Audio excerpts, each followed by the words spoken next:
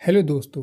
जैसा कि मैंने पिछली वीडियो में बताया था कि नेक्स्ट वीडियो मैं जापान के कुछ अर्बन लेजेंड्स के ऊपर बनाऊंगा, सो हियर इट इज। लेकिन उस वीडियो में मैंने कहा था कि मैं तुम्हें जापान के 3 अर्बन लेजेंड्स के बारे में बताऊंगा, पर अगर मैं ऐसा करता तो ये वीडियो काफ़ी ज़्यादा लंबी हो जाती। तो इस वीडियो में मैं तुम्हें सिर्फ एक अर्बन लेजेंड के बारे में बताऊंगा और बाकी के मैं किसी और वीडियो में कवर करूंगा। So without wasting much time चलते हैं अपनी कहानी की तरफ। अब जिन लोगों को अर्बन लेजेंड्स के बारे में कोई आइडिया नहीं है कि वो क्या होते हैं, तो उनके लिए मैं एक छोटा सा एक्सप्लेनेशन दे देता हूँ।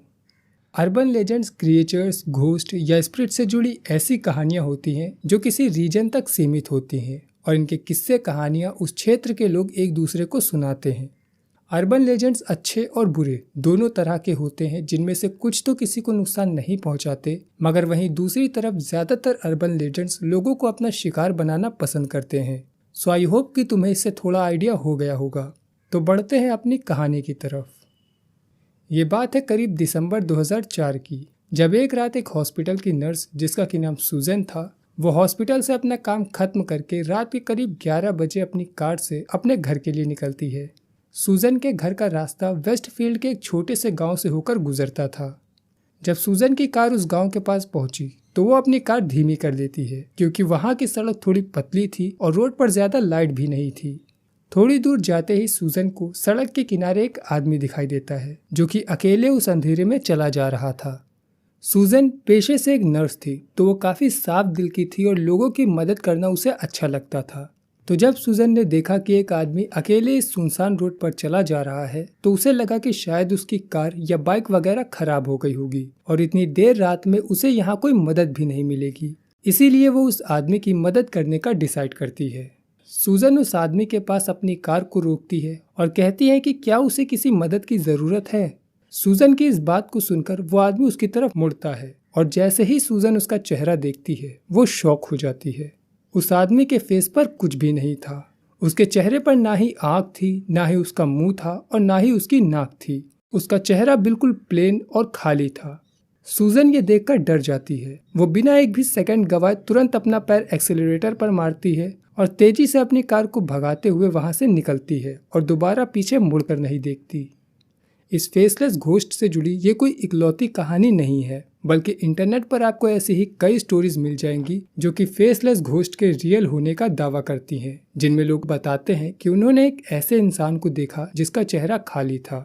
अब सवाल ये आता है कि आखिर ये फेसलेस घोस्ट है कौन और इसकी शुरुआत कहाँ से हुई। इस फेसलेस घोस्ट के ओरिजिन को एक जापानीज अर्बन लेजेंड नोपेरा बो से लिंक किया जाता है और ऐसा माना जाता है कि जापान से ही इस घोस्ट की शुरुआत हुई। उस कहानी के मुताबिक एक जापानीज ओल्ड मर्चेंट एक बार काफी देर रात किनोकुनीजाका की तरफ जा रहा था, जहां रास्ते में उस ओल्ड मैन को एक ब्रिज के पास एक लड़की रोती हुई दिखाई देती है। देखने में वो लड़की दुबली पतली और काफी सुंदर लग रही थी और उसके पहनावे वगैरह को देखकर ऐसा लग रहा था कि वो लड़की किसी अच्छे परिवार से बिलोंग करती है। वो लड़की उस ब्रिज के पास अकेली बैठी रो रही थी, जिसे देखकर वो बूढ़ा आदमी थोड़ा घबरा जाता है, क्योंकि उसे लगा कि कहीं ये लड़की इस ब्रिज से कूदकर अपनी जान देने तो नहीं आई। वो बूढ़ा आदमी उस लड़की को आवाज देता है, मगर वो लड़की उसकी तरफ ध्यान नहीं देती और लगातार रोती रहती है। वो बूढ़ा आदमी उस लड़की के पास जाता है और उसे एक बार फिर आवाज देता है और उसके रोने का कारण पूछता है और कहता है कि मुझे बताओ, मैं तुम्हारी मदद करूंगा। लेकिन वो लड़की इस बार भी कोई रिप्लाई नहीं देती और बस अपने चेहरे पर हाथ लगाए रोती रहती है। बूढ़ा आदमी उस लड़की के थोड़ा और करीब जाता है और उसे समझाते हुए कहता है कि देखो, इतनी रात में तुम्हारा ऐसी जगह अकेले रहना ठीक नहीं है, और उसे अपने घर वापस लौट जाने की सलाह देता है। उस आदमी की ये बात सुनकर वो लड़की धीरे से अपनी जगह पर खड़ी होती है, मगर वो अभी भी अपने दोनों हाथों से अपना चेहरा छिपाए लगातार रोए जा रही थी। इसके बाद वो बूढ़ा आदमी हल्के से अपना हाथ उस लड़की के कंधे पर रखता है और उसे अपनी तरफ मोड़ता है ताकि वो उसे चुप करा सके।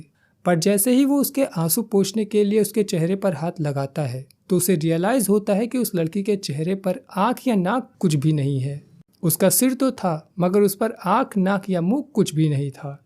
ये देखकर उस आदमी के मुंह से चीखें निकल जाती हैं और वो डर कर वहां से भागने लगता है, और वो तब तक नहीं रुकता जब तक उसे कोई दूसरा इंसान नहीं दिखता। कुछ देर भागने के बाद वो बूढ़ा आदमी एक शॉप पर पहुंचता है, जहाँ का ओनर उस पूरी दुकान को बंद कर ही चुका था और लाइट्स वगैरह बंद होने ही वाली थी। वो आदमी भागते हुए उस शॉपकीपर के पास आता है, जिसे देखकर वो शॉपकीपर उससे पूछता है कि उसके साथ क्या हुआ और वो इतना हाफ क्यों रहा है।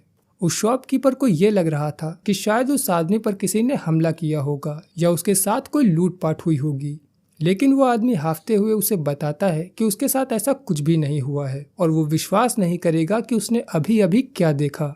ये कहकर वो आदमी हाफने लगता है।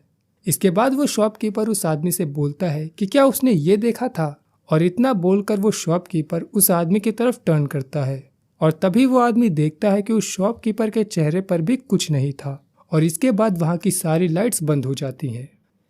अब ज़्यादातर लोग इस कहानी को ही इस फेसलेस घोस्ट का ओरिजिन मानते हैं, मगर इसके ओरिजिन से जुड़ी एक और कहानी है जो कि एक मछुआरे की है और वो कहानी कुछ इस तरह है।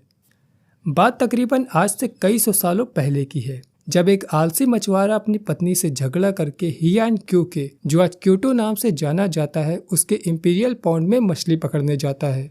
उस मछुआरे के आसपास कई मछुआरे और भी रहा करते थे, मगर उनमें से कोई भी उस तालाब में मछली पकड़ने नहीं जाता था, और वो इसलिए क्योंकि उस तालाब के बगल में एक कब्रिस्तान था, जिसकी वजह से उस तालाब को लोग श्रापित मानते थे और कोई दिन के उजाले में भी उसके आसपास भटकना नहीं चाहता था।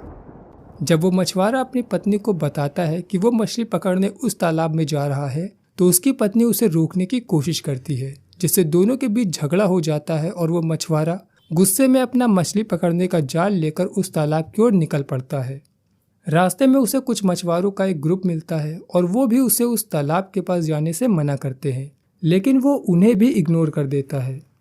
जब वो मछुआरा उस तालाब के पास पहुंचता है तो देखता है कि उस तालाब के पास एक जवान लड़की खड़ी है और वो भी उसे वहां से जाने के लिए कहती है, पर वो मछुआरा उसे भी इग्नोर करके आगे बढ़ने लगता है। तभी वो लड़की उस मछुआरे की तरफ मुड़ती है और उसकी आंखों के सामने अपने चेहरे को नोचने लगती है और देखते ही देखते उसके चेहरे पर कुछ भी नहीं बचता। वो मछुआरा डर के मारे अपना सारा सामान वहीं छोड़ देता है और तुरंत अपने घर की तरफ भागता है। घर आकर वो अपनी सोती हुई पत्नी को जगाता है और उसे सब कुछ बताता है कि उसने अभी अभी क्या देखा, लेकिन जैसे ही उसकी पत्नी टर्न करती है तो वो देखता है कि उसकी पत्नी भी फेसलेस फॉर्म में है और ये कहानी भी यहीं पर खत्म हो जाती है। अब इन दोनों ही स्टोरीज को ही इस फेसलेस घोस्ट का या इस नोपेराबो का ओरिजिन माना जाता है, मगर ऐसी कोई कहानी नहीं है जो ये बताती हो कि वो फेसलेस मैन और वो फेसलेस वुमेन कौन थे और उनकी ये हालत कैसे हुई। क्या उन्हें कोई श्राप मिला था, और अगर हाँ तो उसकी कहानी क्या थी, इसका कहीं पर मेंशन नहीं है। ये फेसलेस घोस्ट यानी नोपेराबो आमतौर पर हार्मलेस होते हैं और किसी को नुकसान नहीं पहुंचाते। इनका मकसद सिर्फ सामने वाले को डराना होता है, मगर ये ऐसा क्यों करते हैं, इनका ये मोटिव अनक्लियर है।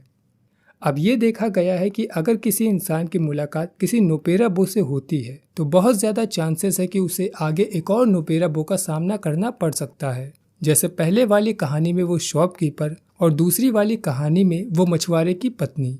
तो अगर तुम्हारी मुलाकात किसी नोपेराबो से होती है तो दूसरे से भी मिलने की उम्मीद करना, और शायद वो कोई ऐसा शख्स हो सकता है जिसे तुम सालों से जानते हो। अब देखो, इन अर्बन लेजेंड्स की कहानियां सच भी हो सकती हैं और झूठ भी, तो ये टोटली आप पर डिपेंड करता है कि आप इन चीज़ों पर विश्वास करते हैं या नहीं।